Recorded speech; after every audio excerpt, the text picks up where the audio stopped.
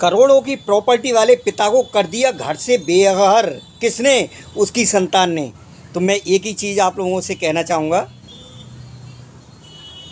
कि चाहे संतान हो, परिवार हो, बेटा हो, बेटी हो,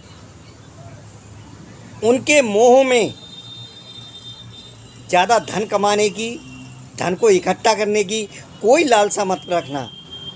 क्यों नहीं रखना? कि जैसा कि मैंने शुरू में ही बताया है, ये देखिए, ये 36 मंजिला इमारत, 36 मंजिला इमारत, जिसको मिस्टर विजयपत सिंघानिया ने बड़ी मेहनत से बनाया। मेहनत से नहीं,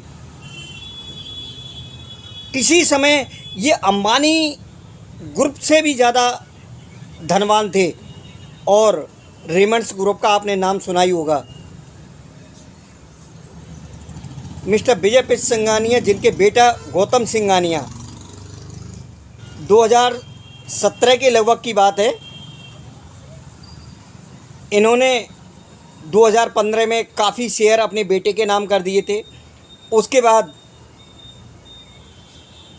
कंपनी काफ़ी ग्रो करने लगी।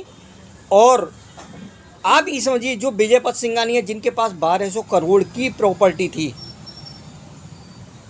उसको किस तरीके से, और ये 36 मंजिला इमारत, जिसमें से एक मंजिल भी अपने पिता के लिए नहीं दी, और पिता आज भी किराए पर रह रहे हैं वर्तमान में। तो आप ये अपेक्षा बिल्कुल भी ना करें। आपने बहुत धन इकट्ठा कर लिया है, बहुत, आपके पास में, लोगों के पास संतान नहीं होती है, संतान की कामना करते हैं, संतान हो जाती है, और उसमें भी जो आज के दौर में सोच है, अगर बेटा हो गया तब तो उनकी बल्ले बल्ले है, ठीक है ना। लेकिन ज़रूरी नहीं कि आपके बेटा भी है, आपकी प्रॉपर्टी भी है, आपको सुख मिले, ये ज़रूरी नहीं। इसलिए जो भी धन इकट्ठा करें, ईमानदारी से करें, ईमानदारी की कमाई करें। किसी तरीके से धोखा फरेब से धन संचय करने की कोई ज़रूरत नहीं है। क्यों करोगे भाई? आज अगर उनका वो आलीशान महल, जो 36 मंजिला इमारत है, वो ना हो करके, मैं समझ रहा हूँ अगर कोई मध्यम वर्गीय परिवार में होते, वो कोई 1-2 करोड़ की प्रॉपर्टी होती, या कोई छोटा मोटा बंगला होता, उसमें रह रहे होते, भले ही चाहे उनकी जैसे भी संतान होती, संतान के साथ में रहना सीना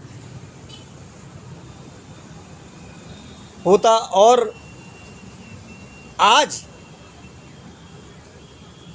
ये शख्स गौतम सिंघानिया अपने पिता को धोखा देने के बाद आज खुद अपनी पत्नी से परेशान हैं। पत्नी को तलाक देना पड़ा, और पत्नी ने 75% शेयर मांगा, जिसमें जो तय हुआ है 850 करोड़ के समथिंग इस गौतम सिंघानिया को अपनी पत्नी के लिए देना पड़ा। तो जैसी करनी वैसी भरनी। इसने अपने पिता के साथ धोखा किया। देखिए, जीवन में आप धन कमाएं ना कमाएं, कम कमाएं या ज़्यादा कमाएं, लेकिन अपने फ़र्ज से कभी विमुख मत होना।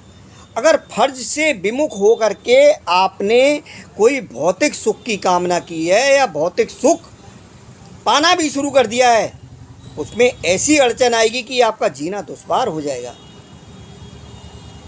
क्या फ़ायदा है ऐसी करोड़ों और अरबों की प्रॉपर्टी का, जिसमें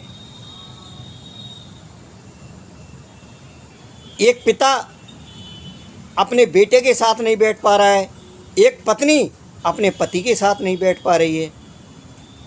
व्यर्थ है कोई भी ऐसी कमाई करना, कोई भी ऐसा धन इकट्ठा करना जिसमें छोटा सा भी कोई पाप का अंश शामिल हो। आप खूब आगे बढ़िए, तरक्की करिए, लेकिन साथ में दो चीज़ों का ध्यान रखिए।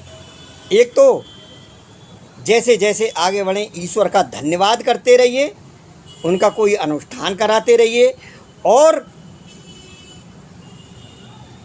पाप को मत शामिल होने दीजिए। झूठ फरेब मक्कारी से बिल्कुल नहीं।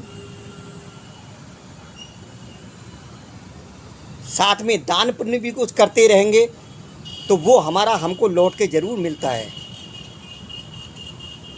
मैं इन्हीं सब मंगल कामनाओं के साथ यही प्रार्थना करूंगा ईश्वर से कि आप और हम सभी कभी भी इस तरह की समस्याओं में ना उलझें। बाकी ईश्वर सबको सद्बुद्धि दे। इसी के साथ जय श्री राधे कृष्ण, जय माता दी, जय श्री सीताराम।